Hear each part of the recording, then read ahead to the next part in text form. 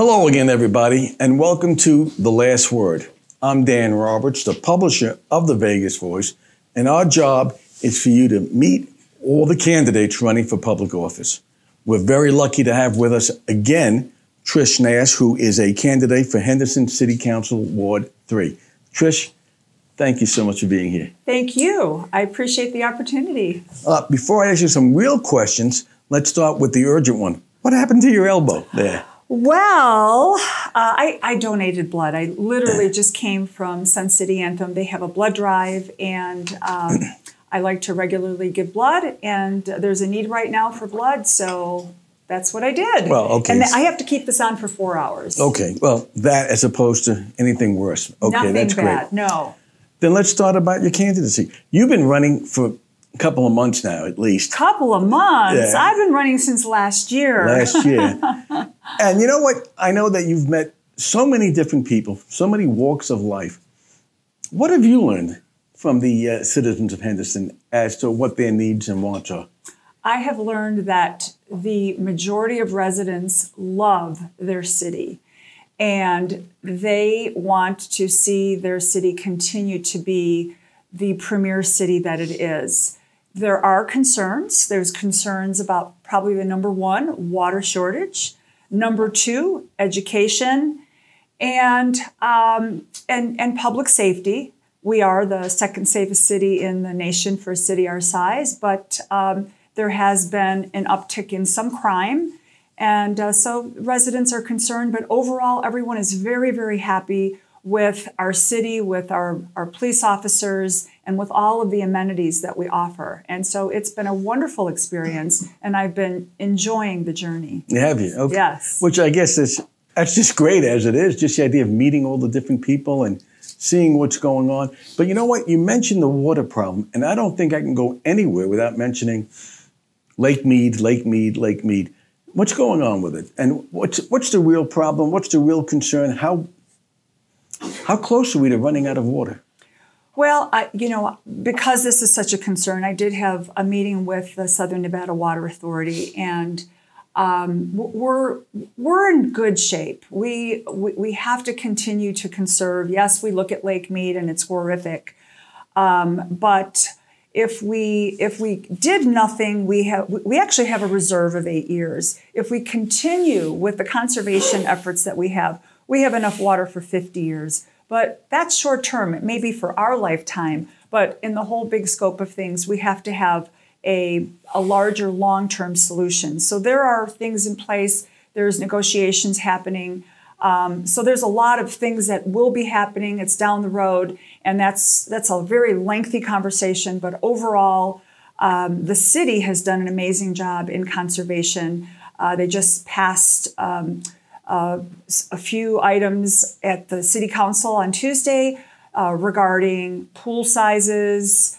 They have to be at least 600, no more than 600 square feet, and some other items that are going to make a difference in our conservation efforts. But what I did learn, which is just awesome, is that when we started our conservation efforts, when the Southern Nevada Water Authority really started those efforts back in 2002, and you look at the graph of what our water usage was then, and you look at what our water usage is 20 years later, it is so much lower and our population is so much higher. So we've done a great job. We have to continue to do a great job. But I just think that, there is a bit of a panic right now because we look at the lake and it's frightening, but there are solutions in place, and we're not going to run out of water. And the great news is I know we see a lot of development happening, and residents, that's another thing. Residents are very concerned about. They see all this development, and what is that going to do for our water usage? Well, anything that is water that's utilized inside a building, whether it's residential or commercial, that is all recycled. Actually, 99% of it is recycled. Mm-hmm. So that all goes back. So, although we are building, that water is being recycled, and we get credit for that, and then we get to reuse it again.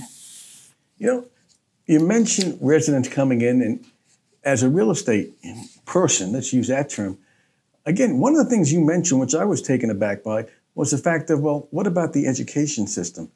And it's something that for seniors, they may not think about it because, hey, their children have grown and then I may not even be in Nevada. But it really is a problem going forward. It's a problem, and here's the reason why it matters. Although you may not have children that are in CCSD, we are ranked number 49 in the nation. And if we continue on that trajectory and that word continues to get out nationally, people are not going to want to move here. Yeah. And what will that impact? That'll impact your home values. That'll impact the value of your home.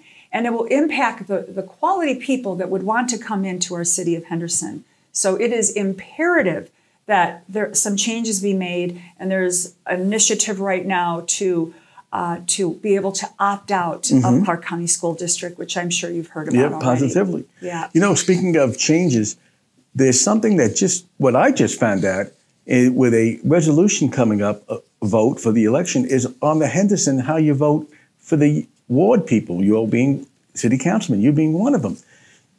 I know you're more familiar with it than I am. Talk a little bit about it and whether you're for or against it. Well, you know, I heard about this several months ago. And when I first heard about it, I was in favor of being able to vote ward only. So on the ballot coming up in our next election, in November, there will be something on there. I don't know what question it is, but they will be asking, do you want to vote for your ward only for your city council person, or can the whole city of Henderson vote for that person in that ward? There will be more cost involved if it is the whole city at large, which is the way it is now. However, when I first read about it, I thought, well, I want to save the city money. Right. So I think we should be ward only. Selfishly, as a candidate, I thought I have less area to cover when I'm out there campaigning. And so I was really in favor of ward only. But then I started asking questions and finding out, well, why would we want to continue to do it as we do? But if you look at the city of North Las Vegas, the city of Vegas, and you look at the city council, there's some issues happening within the city council. And much of that has to do with the fact that there's these ward fights, and they vote ward only. We have had such an amazing ability for our city council to be able to work well together. And that's because they're not fighting over projects by ward. It's not a question of my ward, it's my city. It's my city. So let's say that somebody lives in Sun City Anthem. There's a lot of development happening right now in West Henderson. But you only have the ability to vote for someone for your ward. And now there's someone in another ward that these people can't vote for, yet that person, once they're elected, is going to be making decisions for the entire city. If you get the wrong person in there, that is not the best representation for the city. So I actually changed my tune, and now I believe that it is best for our entire city and for our residents to vote citywide. That's a no vote coming up. That would be a no vote, okay. Yes. You know, in the minute or so that we have left, one question I want to put you on the spot is very frankly and very selfishly, why should seniors who live in Sun City, McDonald Ranch, Sun City Anthem, Solera and Anthem, why should they vote for you? What do you offer them? What do I offer them? Well, first of all, I care greatly about our city, and I know we hear that from a lot of candidates, but I think if you look at my track record and you look at what I've been doing over the years, without looking for any kudos, just doing it because I really want to do it and because I care, that I think shows volumes of where my heart is from the standpoint of the city and caring about our community, involved in a lot of volunteer organizations. But on the other hand, I come with a lot of knowledge as a business owner, and I understand balance sheets, and we have a $330 million budget with the city.